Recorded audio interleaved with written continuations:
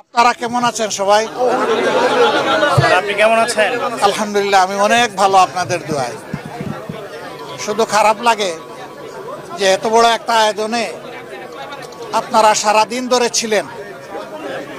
আমি জাতির জন্য আমার মনের কথাগুলো স্বাভাবিকভাবে তুলে ধরতে পারিনি, এটা আল্লাহর ইচ্ছা।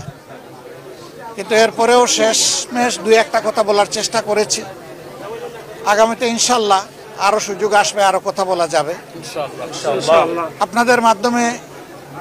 দেশে বিদেশে যারা আমার এই সাময়িক অবস্থা দেখে কষ্ট পেয়েছেন, সহানুভূতি প্রকাশ করেছেন, দোয়া করেছেন, তাদের সকলকে সালাম জানাই এবং কৃতজ্ঞতা জানাই। শুধু দোয়া করবেন যতদিন বেঁচে থাকি আল্লাহ তাআলা যেন মানুষের কল্যাণের জন্যই আমাকে বাঁচাইয়া রাখেন, আমিন। এবং আমার দ্বারা যেন দেশ এবং জাতির কোনো ক্ষতি না হয়, আল্লাহ যেন আমাকে সাহায্য করেন। আর এই দেশটা আমাদের সবার রে ভাই, আমরা সবাই মিলে গড়বো ইনশাআল্লাহ। আমরা ন্যায় এবং সত্যের পক্ষে থাকব। অন্যায় অসত্য যেখানে সেখানে আমরা দেয়াল তুলে দেব ইনশাআল্লাহ।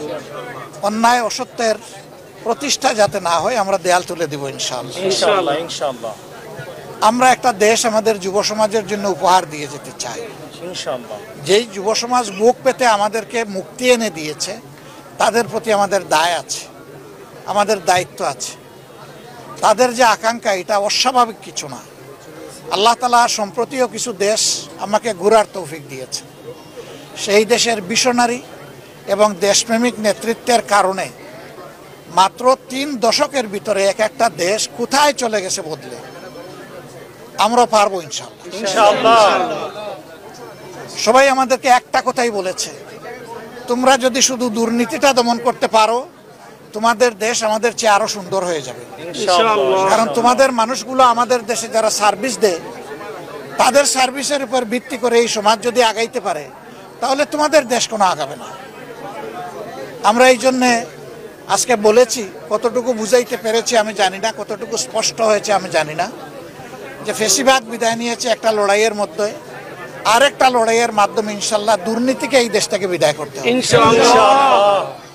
এটা সকল দলের জন্য প্রয়োজন, প্রত্যেকটি নাগরিকের জন্য প্রয়োজন।